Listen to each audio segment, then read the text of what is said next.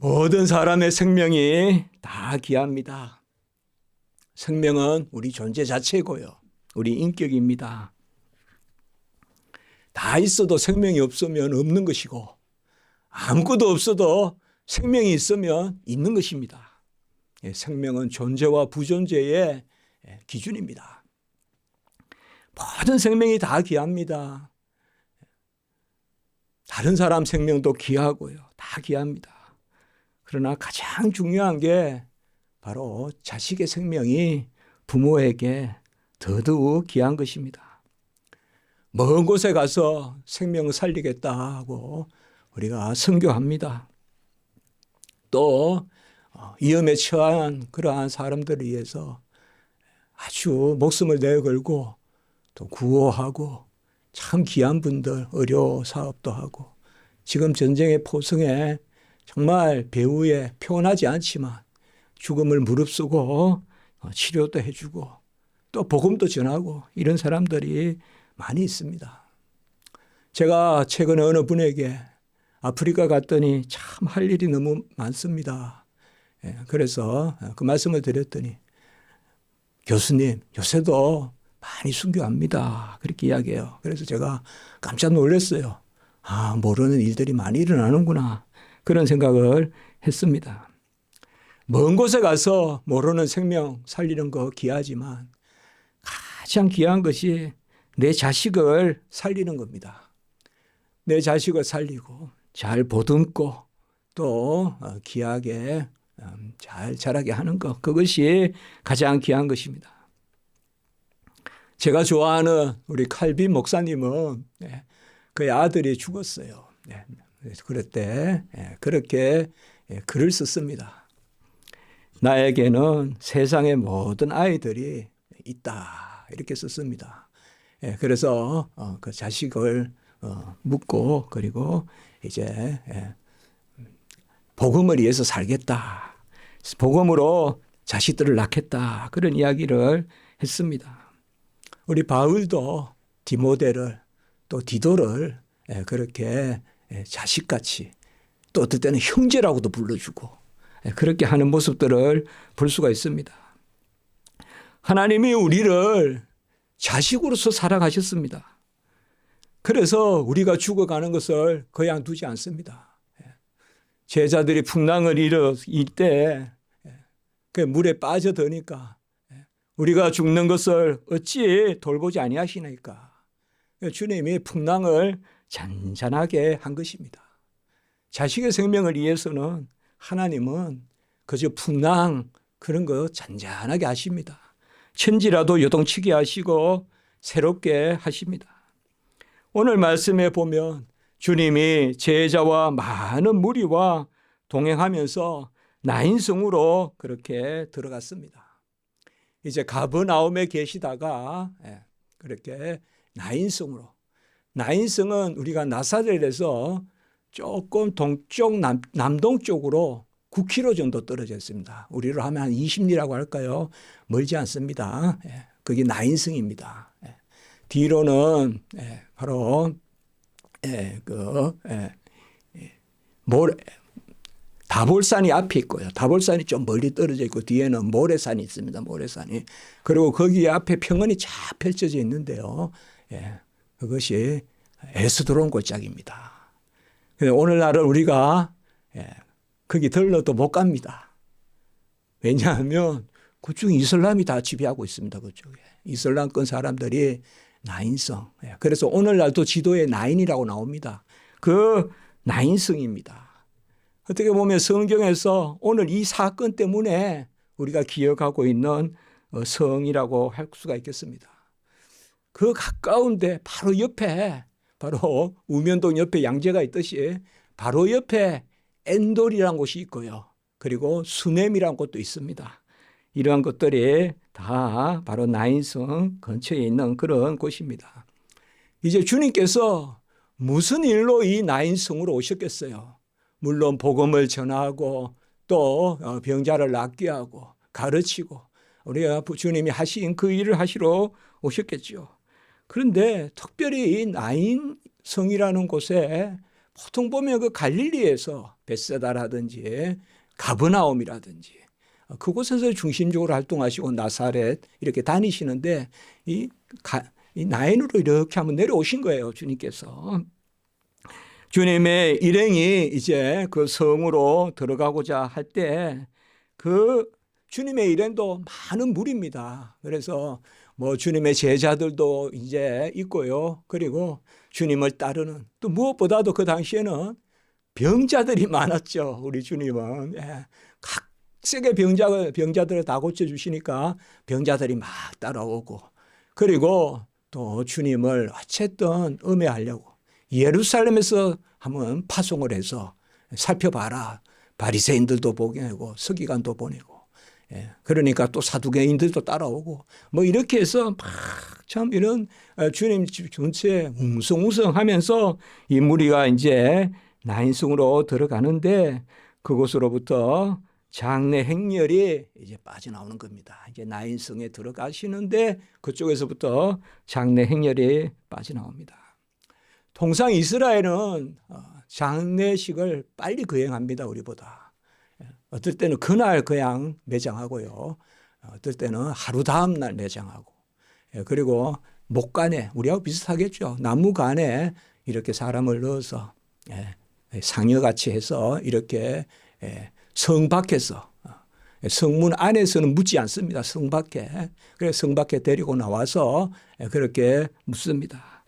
앞으로 뒤로는 가족들이 따르고 그리고 또 장례식을 위해서 섬기는 사람들 그리고 무엇보다도 또 애곡하는 또 피리도 불고 어떻게 보면 우리나라의 그런 고즈넉한 그런 옛날의 모습과 일맥 비슷한 그런 부분이 있습니다. 오늘 이 장례는 무슨 장례일까요? 바로 한 가부가 있고 그에게 오직 하나 아들이 있는데 그 아들이 이제 죽어서 장례를 거행하는 것입니다. 우리가 자식은 마음에 묻는다 이렇게 이야기하지 않습니까?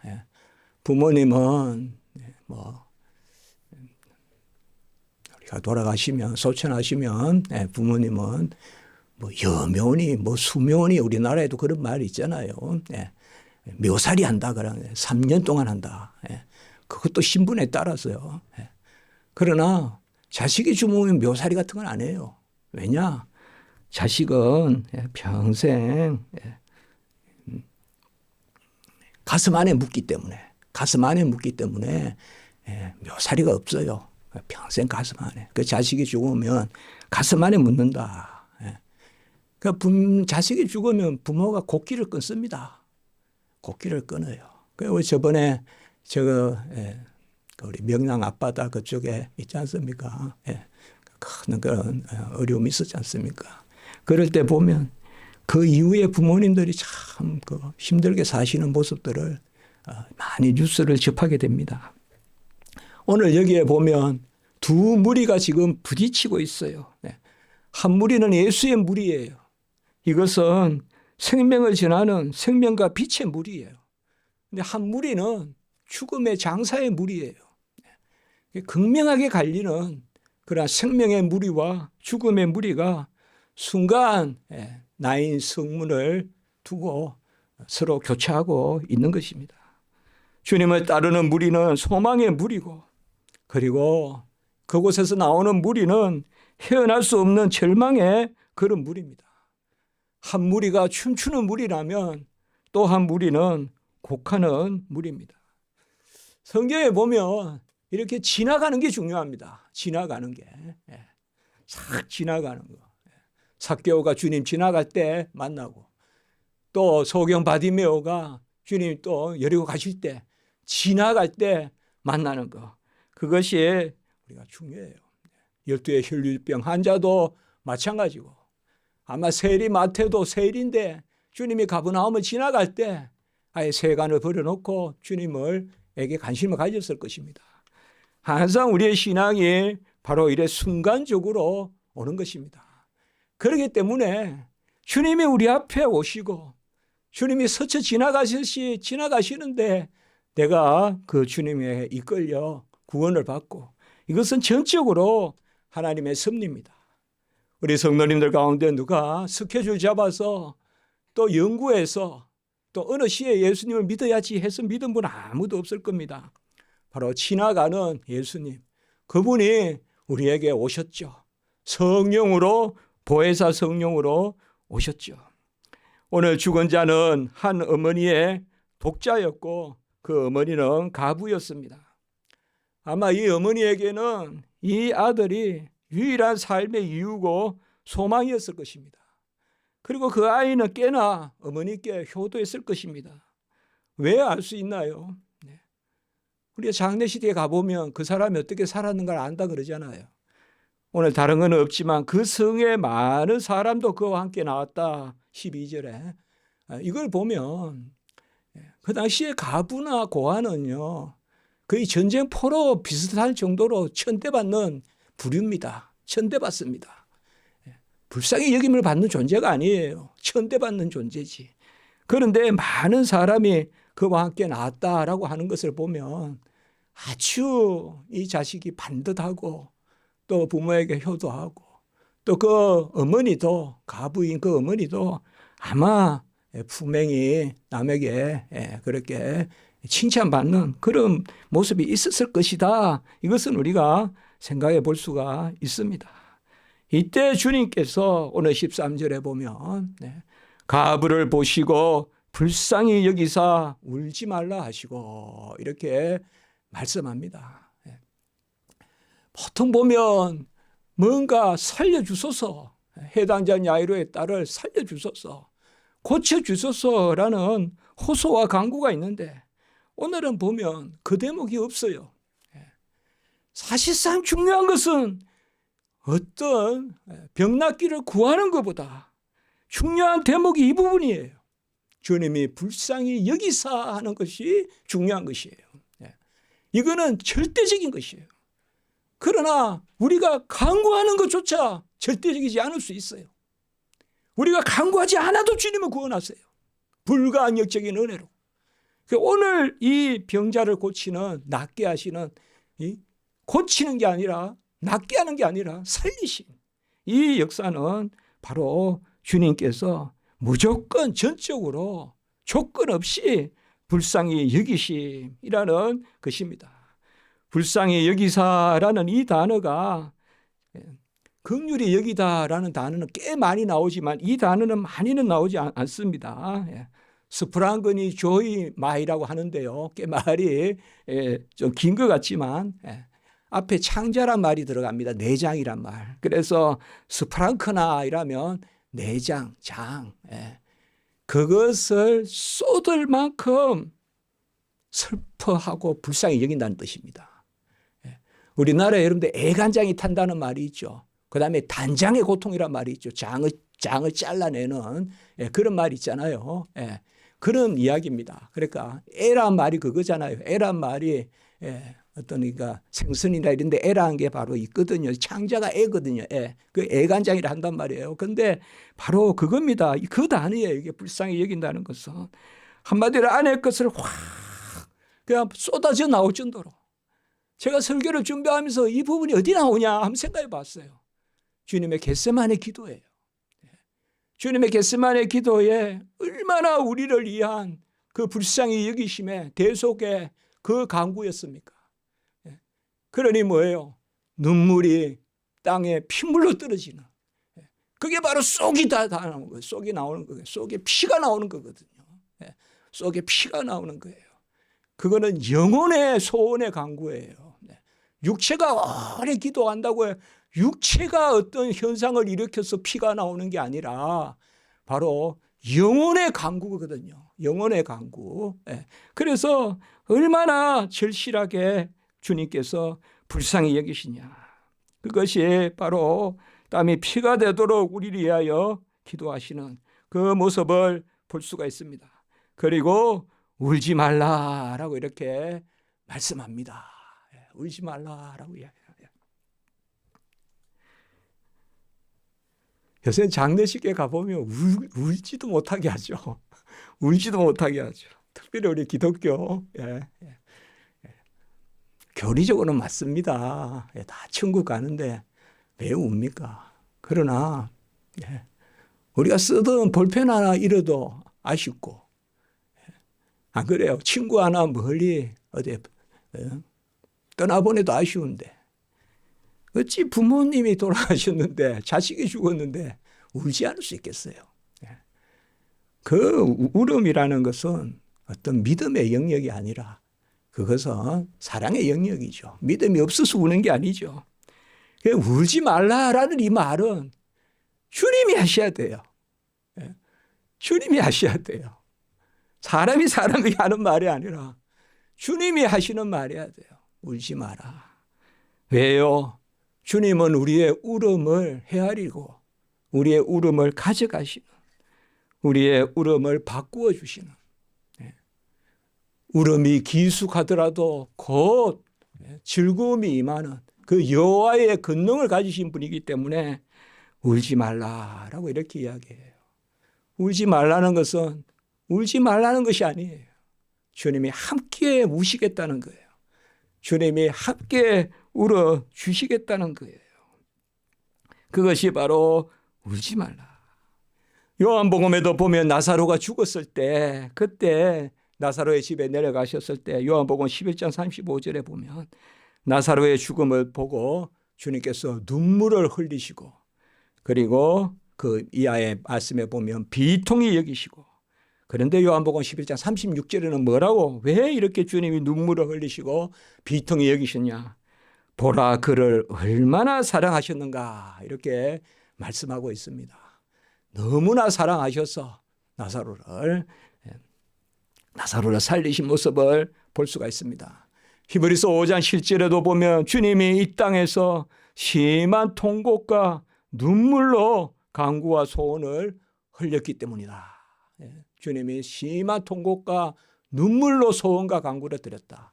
그래서 아들로서 순종을 배우셨다. 이렇게 히브리서에 나와 있습니다. 주님이 왜 이 땅에 오셔서 눈물을 흘리십니까?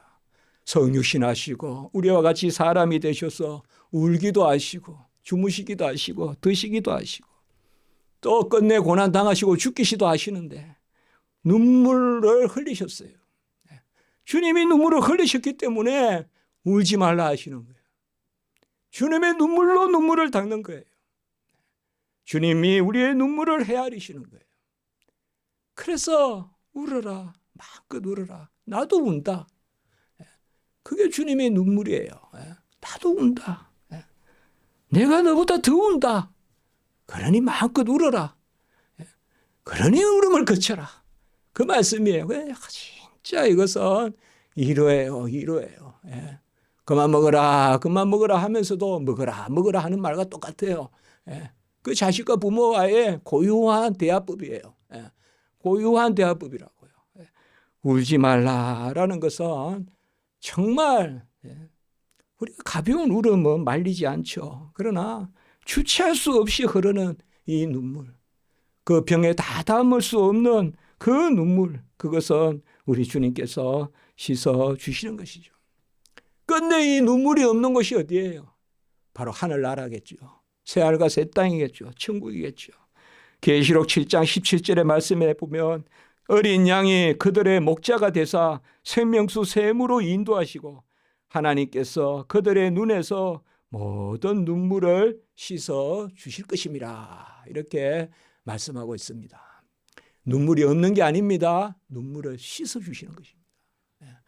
눈물이 없는 게 아니에요. 눈물을 씻어 주시는 것이에요. 항상 주님이 이 땅에 오셔서 우리를, 그래서 주님께서 그 말씀을 하시고 관에 손을 대시니 관을 맨 자들이 섰다라고는 이렇게 말씀하고 있습니다. 우리가 간이 지나가는데 다 그래도 갈 길이 바쁠 텐데 장례라는 게 그저 만만한 게 아니잖아요. 또 묻고 뭐 해야 될 텐데 주님이 그 간에 손을 댔다고 왜 섰겠어요? 이것은 바로 주님의 권능과 자비와 위로와 은혜에 그 신령한 손길이 미치니까 감동이 있는 거죠. 마치 12의 혈류병 환자가 주님의 겉옷을 만졌을 때 주님께서 능력이 나가셨다. 그 안에서 그거 같이 주님이 그 관의 손을 딱 얹으니까 전부 그 관을 맨 자들이 감동을 한 거예요. 이게 벌써 하나님의 은혜의 역사죠. 그래서 간을 세운다 이 말이에요. 주님의 능력이. 그러니까 주님은 간도 세우시고, 관도 세우시는 권능을 가지시고, 간을 세우시고, 그리고 청년아 내가 내게 말하노니 일어나라라고 이렇게 말하고 있습니다. 세상에 죽은 사람과 대화하는 사람이 있겠습니까? 그러나 주님께서 청년아 내가 내게 말하노니 일어나라. 우리는 해당장 야이로의 딸을 살리실 때 이미 얼마 전에 말씀을 보았지만 달리달쿰이라고 하지 않습니까? 그리고 이것을 번역한 적 소녀야 내가 내게 말하노니 소녀야 일어나라. 오늘 여기에는 일어나라 이것은 달리달쿰이라는 것은 좀 더 이스라엘의 그 아람 지방의 그 표현법입니다. 쿰이 일어나라는 뜻이거든요. 그런데 오늘 여기에는 바로 에게르 떼띠라는 말을 쓴데요. 에게이로란 말이 뭔가 하면 일어나라도 되고 부활하다도 돼요, 사실상. 그래서 에게르 떼띠라는 말에서 가거형을 썼어요. 가거형을 썼어요. 해단장 야이로의 딸은 뭔가 하면 사실 에게이레 이렇게 썼거든요. 이건 현재형이에요. 그런데 가거형을 쓰면 더 확신이 더 강한 거예요. 물론 내용 차이는 없는데 굳이 말하면 그런 의미가 있어요. 이미 됐다라는 의미가 강하단 말이에요. 이미 됐다. 우리 주님께서도 다 이뤘다 이렇게 하시고 이미 됐다. 오늘 그 말씀이에요. 바로 청년아 내가 내게 말하노니 일어나라. 여기 청년이라는 것은 아이가 아닌 이제 성장한 그렇다고 아주 어른은 아니고요. 그러니까 청년아 내가 내게 말하노니 일어나라 라고 이렇게 말씀하고 있습니다. 오늘 두 가지를 우리가 봅니다. 지금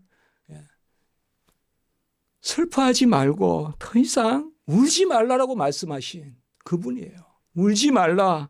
그리고 어머니에게는 울지 말라 하시고 그리고 그 아들에게는 일어나라. 청년아 내가 내게 말하노니 일어나라 라고 이렇게 말씀하고 있습니다.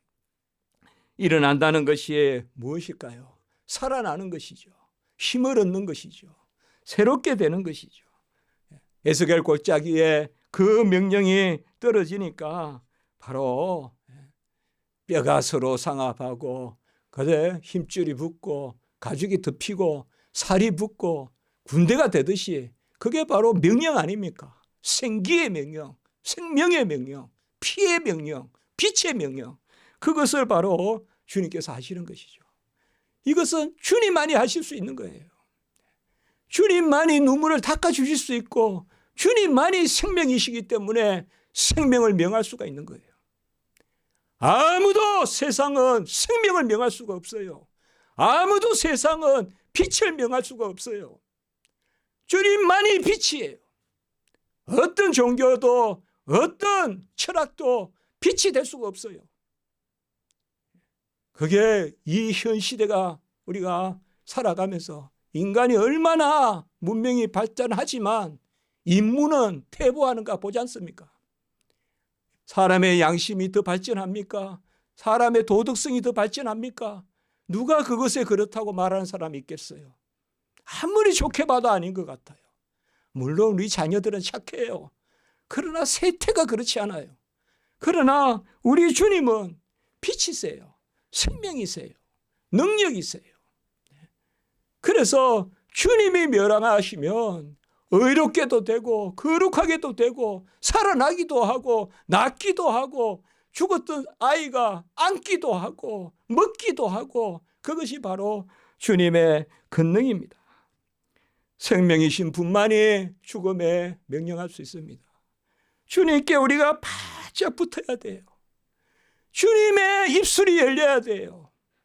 우리는 에바다 귀가 열리고 주님이 그 에바다 우리 귀에 담아주면 이제 혀가 풀리고 입이 풀리고 말하는 것이 반듯하게 되는 그래서 온전하게 되는 그 주님이 말씀하셔야 돼요. 에스겔 37장 4절에 보면 너희 마른 뼈들아 여호와의 말씀을 들을지어다. 오늘도 내가 내게 말하노니, 내가 내게 말하노니. 그리고 주님이 요한복음 5장 25절의 말씀, 죽은 자들이 하나님의 아들의 음성을 듣는 때가 오나니 곧 이때라. 듣는 자는 살아나리라. 우리 같이 한번 할까요? 듣는 자는 살아나리라. 주님의 음성을 듣는 자는 살아납니다. 주님의 음성을 듣는 자가 살아나는 거예요. 그 음성을 들려주는 거죠. 내 눈을 뜨라. 내 길을 열라. 일어나 걸어라. 바로 주님께서 말씀하는 거예요. 내게 명하노니, 청년아 내가 내게 명하노니 바로 일어나라. 그렇게 말씀하시는 것입니다. 내가 누굽니까? 내가 누구예요? 이 내가 바로 주님이십니다. 누가복음에 이 주라는 말이 상당히 빨리 나오는 거거든요. 지금 13절에 보면 오늘 여기 주, 여기에 잘 마크하셔야 돼요. 보통 우리 예수님을 주라고 부르는, 쿠리오스란 단어인데요. 주라고 부르는 것은 주로 예수님이 죽고 부활하신 후에 이제 주님을 주라고 많이 불러요. 그전에는 주라고 성경에 기록되어 있는 게 당신이란 뜻일 때가 많아요, 여러분들. 당신이란. 근데 이거는 그야말로 주라는 단어예요. 주라는 단어. 구약으로 말하면 여호와예요. 주라는 단어. 아도나이라고도 합니다. 그 주께서 가부를 보시고 불쌍히 여기사 줍니다. 예수님은 생명의 주십니다. 사도행전 3장 15절. 그래서 우리가 생명의 주를 죽였도다. 바로 예수님은 생명의 주시고 안식일의 주인이시고 우리에게 평강을 주시는 분이에요. 바로 사람의 안식일을 위하여 있는 것이 아니라 안식일이 사람을 위하여 있는데 안식일의 주인은 예수님이라고 했잖아요. 그게 뭐예요? 바로 예수님이 우리와 함께 계시기 때문에 주일이 복된 것이죠. 주일의 주인은 주님이시니까 주일인 것이죠. 그래서 부활의 주 예수 그리스도의 날이니까 주일이지 않습니까? 그래서 생명의 주십니다. 죄를 사하는 근세를 가지셨고 풍란도 잠잠해지고 마귀 사탄도 복종합니다. 모든 만물을 새롭게 하고 온전하게 하고 없는 것을 있는 것 같이 부르시는 분이십니다. 로마서 4장 17절에 아무것도 없는 곳에서 만나 메추라기가 툭툭 떨어집니다. 오히려 더 단단한, 더 물이 나오지 않을 것 같은 도무지 저곳은 파볼 필요도 없는 반석이 깨져서 물이 나옵니다. 그게 바로 그 반석은 주님이시라. 고린도전서 10장 4절. 그게 바로 주님이십니다. 만세 반석 열리니 내가 들어갑니다. 주님께서 그 반석을 열어 제치는 것입니다. 여러분, 하나님 우리를 사랑하십니다. 주님은 우리를 사랑하십니다. 얼마나 사랑하시는지 죽기까지 그 아들을 내어주셨습니다. 로마서 8장 32절. 아들을 죽기까지 내어주시니까 어찌 그와 함께 모든 것을 주시지 않겠느냐. 하나님의 아들에 대한 사랑, 오늘 여기에 이 가부와 독자의 그러한 가부의 독자를 향한 사랑, 이것을 우리가 통하여서 볼 수가 있습니다. 아무 조건이 없습니다. 다시 오늘 말씀에 아까도 말씀을 드렸지만 어떤 강구도 없고 이제 절망한 거예요. 이제 죽었어요. 뭐 죽을 때 찾는 건데 이미 죽었어요. 그래서 나사로 때도 좀 빨리 왔으면 좋았을 텐데, 또 해당장 야이로 때도 보면 오지 마소서 이미 죽었습니다. 지금 그런 상황이에요. 이미 썩고 있는 시체를 메고 나가는 거예요. 그런데 주님은 살리시는 것입니다. 우리가 그런 거예요. 우리가 이미 간에 들어간 시체예요. 이미 그냥 이고 그냥 나가는 시체예요. 그래서 주님이 살리신 거예요. 소자야 내가 내게 말하노니 일어나라. 얘기를 때때 이미 일어났다. 과거형으로 일어났다. 그냥 선포해 버리시는 거예요. 이 전적인 은혜로 하나님이 우리에게 창자를 꺼내듯이 눈물이 핏물이 그냥 핏물이 나오듯이 존재를 들여서, 피는 존재거든요. 그 자신을 들여서 기도해 주시고 우리를 긍휼히 여기셔서 구원해 주신 것입니다. 여러분, 있는 것 찾지 마세요. 없는 것으로 하나님 앞에 나아가세요. 손 들고 나아가는 게 뭐예요? 무방비로 나아가라는 것입니다. 신도 벗고 나가라는 것이에요. 여호수아와 같이, 모세와 같이 신 벗으라. 아무것도 할 수 없는 상태로 만들어 놔버려요. 할례 거행시켜요. 전쟁을 앞두고 여리고성 할례 거행시키고 손들라 하시고 신 벗으라 하시고 완전히 무방비 상태. 그때 예수 그리스도께서 소원이 됐어요. 여러분, 아무것도 없다고 생각하십니까? 그때가 하나님의 은혜인 줄 알고 하나님, 예수님 찾으시기 바랍니다. 아멘. 아무것도 없을 때가 하나님이 성취하시는 때예요. 엘리 엘리 라마 사박다니. 나의 하나님, 나의 하나님, 어찌하여 나를 버리셨나이까?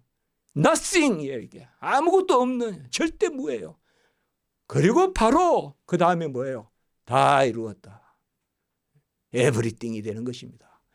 완전히 그 유기 버림을 당하신 그 주님, 우리 대신에 완전히 아무것도 없는 상태가 되신 그 주님, 그 주님께서 다 이루었다라고 이렇게 말씀하시는 것입니다.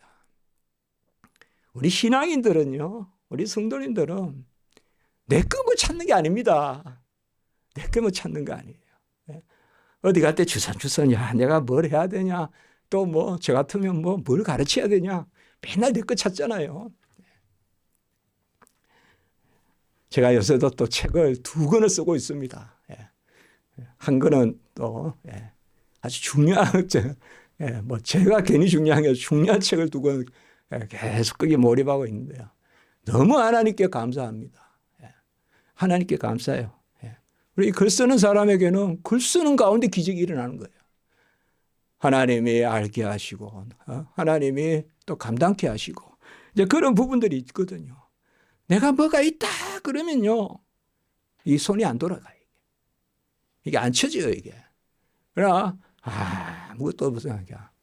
완전히 그냥 내가 아닙니다, 하나님 하십니다 하면요, 이게 내가 한마디로 내가 다 하는 것이 아니죠. 자식이 죽고 그 눈물을 흘리는 그것은 어떻게 보면 세상에서 가장 큰 상실이요, 절망이요. 더 이상 출구가 없는 저 사람 어떻게 살지? 가부지만은 그나마 자식 보고 살았는데 이제는 그 당시 시대상이 그렇단 말이에요. 그런데 하나님은 그를 살려주셨습니다. 이 누가복음은 누가가 의사지 않습니까? 그런데 특별히 이 누가의 그래서 표현이 더 뭔가 정교하다는 거예요. 아까 긍휼이라는 단어가 그렇습니다. 창자라는 단어라고 했잖아요. 창자를 꺼내듯이 애간장이 타도록 슬퍼한다. 이 말은 체휼이라 그래요. 그래서 우리가 몸체자를 써서 그냥 몸이 같이 움직일 정도로 슬퍼해 준다 이 말이에요. 그냥 마음으로만 슬퍼하는 게 아니라 몸이 그냥 같이 가는 정도로 슬퍼해 준다.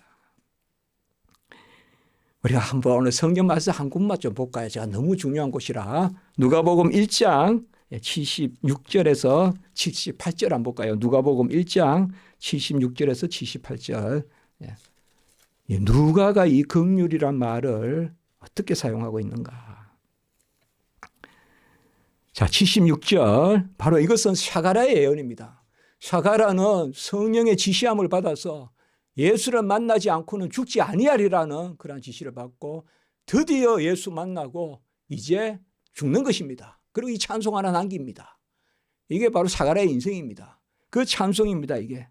그래서 이 찬송은 예언도 됩니다. 이 찬송이. 그 샤가라의 예언이라고도 합니다. 거기에 76절 말씀 같이 한번 읽어볼까요? 시작. 이 아이여 내가 지극히 높으신 이의 선지자라 일컬음을 받고. 잠시만요. 금방 오늘 말씀에 보면 그 사람들이 뭐라고 합니까? 큰 선지자가 우리 가운데 일어났다 했잖아요.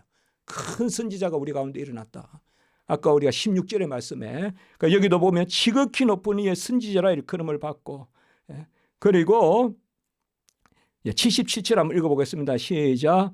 주의 백성에게 그 제사함으로 말미암는 구원을 알게 하리니 78절 이는 우리 하나님의 긍휼로 인함이라. 이로써 돕는 해가 위로부터 우리에게 임하여. 이 돕는 해가 바로 아나톨레라는 단어입니다. 동쪽에서 뜨는 해라는 뜻입니다. 그래서 아나톨레란 말이 여기만 나옵니다. 그래서 돕는 해인데 바로 78절에 하나님의 긍휼인데 이 단어는 그냥 창자입니다. 창자. 하나님의 이 속 내장 그것으로 인함이라라고 이렇게 샤가라가 이야기하고 있어요. 바로 오실 예수 그리스도를 이미 예언하고 있는 말씀입니다. 이 긍휼이라는 것이 다른 데도 많이 나오지만 누가복음에만 예수님의 십자가의 말씀 한 말씀 또 들어있는 말씀이 있죠. 저들을 용서하시옵소서 저들이 알지 못하고 저러하나이다. 십자가의 그 말씀이 누가복음에만 기록되어 있잖아요. 이것도 긍휼이에요. 아무것도 안 대적하는데도 알지 못하고 대적하니까 용서하십시오. 그게 우리 주님이 십자가에서 하신 말씀입니다. 그러니까 오늘 16절에 보면 큰 선지자가 우리 가운데 일어났다. 16절에 사람들이 두려워하며 영광을 돌려. 항상 예수님이 이런 큰 일을 기적을 일으키시고 하면 대체로 이 두 가지예요. 항상 반응이 두려워하는 거, 대적하는 거. 여기까지는 하나님의 은혜, 두려워하고 그리고 하나님 앞에서 영광을 돌리는 거. 여기까지는 하나님의 백성들이 하는 일인데 이제 대적하는 사람도 있죠. 이거는 이제 그야말로 하나님을 대적하고 성령을 해방하는 거죠. 오늘 그래서 16절에 보면 큰 선지자가 우리 가운데 일어났다라고 이렇게 이야기하고 있습니다. 여러분 여기에 일어났다라는 말과 아까 일어나라는 말과 같은 단어입니다. 그래서 사실 이 단어가 이게 부활이라는 단어가 같은 단어입니다. 지금 오늘 부활이라는 단어가 3번 나온 겁니다. 사실 여기에 큰 선지자가 우리 가운데 일어나셨다. 이 말씀과 아까 청년아 내가 내게 말하노니 일어나라. 이 두 말씀 이게 바로 일어나다 이게 바로 부활하다는 그때 사용되는 말입니다. 그래서 큰 선지자가 일어났다. 이래서 제가 아까 수넴이라는 지역을 이야기했습니다. 우리가 열왕기 하에 보면 수넴이라는 지역이 나오죠. 열왕기 하에 4장 부분에 보면 선지자 엘리사가 이 수넴 지방에서 그 부부의 대접을 잘 받죠. 그런데 아이가 없는데 이제 선지자가 기도하고 해서 아이를 낳죠. 수넴의 이 여자가. 그런데 그 아이가 웬일인지 또 죽죠. 그래서 그때 엘리사가 그 아이를 이렇게 그냥 덮치듯이 위에서 이렇게 그냥 이불 덮듯이 덮어서 기도해가지고 다시 살아났죠. 바로 큰 선지자다. 이 지역은 나인성, 아까 말했던 이 지역, 엔돌, 수넴, 다 여기 그냥 포도송이 같이 붙어 있는 지역이에요. 그러니까 여기는 이 엘리사에 대한 그 기적의 지역이에요. 그 근처가 지역이라고요. 그러니까 아마 큰 선지자란 말은 그런 의미가 더 강하게 있을 수가 있습니다. 엘리사가 가장 많은 기적을 일으켰거든요. 엘리야보다 더 많은 기적을 일으켰거든요. 성경에 기록된 기적의 숫자로 보면 엘리야보다 엘리사가 더 많거든요. 근데 그 엘리야도 또 살아나는 기적이 있었지만은 사렙다 가부 그 집에서 여기서 이 지역에 그것을 볼 수가 있습니다. 그래서 오늘 17절에 이 소문이 온 유대와 사방에 두루 퍼지니라. 주님이 이 나인성에 가신 목적이 뭘까요? 이 일하러 가신 거죠. 이 일하러 가신 거예요. 주님이 지나가다가 낫게 한 게 아니라 낫게 하시려고 오신 거예요. 우리도요, 지나가다가 주님이 하신 게 아니에요. 우리 찾아오신 거예요.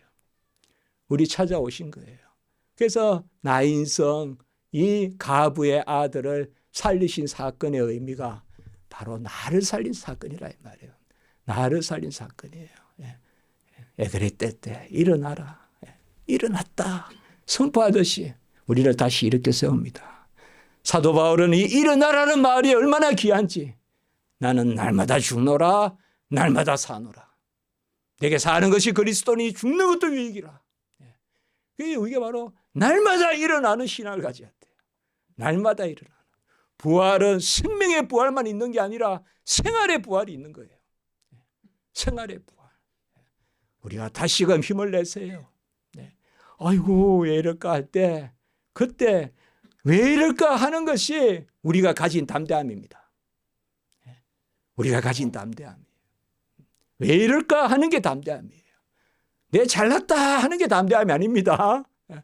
아이고 요새 왜 이렇게 힘들까? 그게 담대함이에요. 그때 기도하면 부활의 신앙이에요. 아멘. 그때 기도하는 게 부활의 신앙이에요.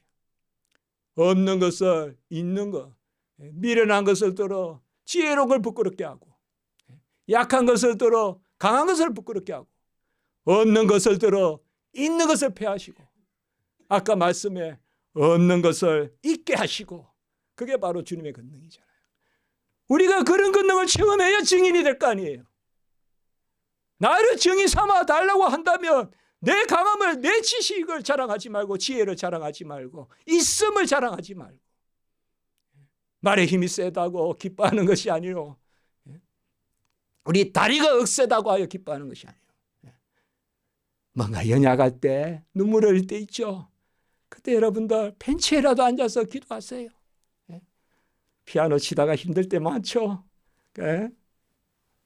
잠시 금반 위에 손을 얹고 기도하세요. 하나님, 우리 뭐든지 하나님께 맡기는, 그게 성도의 삶의 기쁨입니다. 그때 바로 칼빈은 그것을 달콤함이라 그랬어요. 우리가 있어서 하는 것이 아니라 우리가 할 수 없는데 하나님이 하라 명하시고 은혜로 감당하게 하실 때를 달콤함이다. 그래서 율법을 달콤함이라고 했다 이거예요. 우리가 할 수 있어서 하는 것이 아니라, 오늘 말씀에서 우리는 얼마나 큰 은혜입니까? 정말 주님이 그 동네 올 줄 누가 알았겠어요? 그 하나님의 아들이 이 땅에 오셔서 뉴욕에 가시고 암스테르담 가시고 런던에 가시고 서울에 오시고 좀 큰 도시 가야 될 건데, 주님이 그 시골의 나이성에 들어오셨잖아요. 사마리아 여자 만나러 가듯이, 시골의 나이성에 수르분에게 여자 만나러 가듯이 시골의 이방에 막 찾아다니시잖아요, 우리 주님께서. 그게 바로 우리입니다. 우리도 주님께서 찾아오신 거예요. 그래서 생명 주신 거예요. 같이 할까요? 생명 주신 분이 생활 주신다. 또 같이 할까요? 살아남도 살아감도 은혜다. 같이 합니다. 은혜 위에 은혜다. 기도드리겠습니다. 거룩하고 자비로우신 하나님 아버지, 나인성 가브의 아들 해당자 야이로야 그 살린 하나님, 그 아들 딸 살리신 하나님이 우리도 아들 딸 살리셔서 자녀 삼아 주심을 감사를 드립니다. 자녀로 생명 주시고 자녀로 생활하게 하시니 감사합니다. 무엇이든 소원과 간구를 원하고 드리고 내 이름으로 무엇을 구하든지 내가 친히 행하리라는 주님의 약속을 가지고 살게 하시니 감사를 드립니다. 우리가 자녀로서 아버지께 나아가게 하시고 아버지의 것을 부유하게 누리고 또 영광 올리는 그 자리에 있게 하시옵소서. 우리 모든 성도님들 불쌍히 여겨주시고 위로해 주시고 긍휼을 베풀어 주시옵소서. 끝머리까지 하나님 감습해 주시고 주장해 주시옵소서. 한국교회 불쌍히 여기시고 진리의 말씀의 역사가 다시 일어나게 하시고 세계의 평화를 주시고 저 유대와 이슬람이 부딪히는 저 전쟁을 예수 그리스도의 화목케 하시는 그 복음으로 끝내게 하시고 화목으로 세상이 다시금 회복될 수 있도록 인도해 주시옵소서. 감사합니다. 우리 주 예수 그리스도의 이름으로 기도드리옵나이다. 아멘.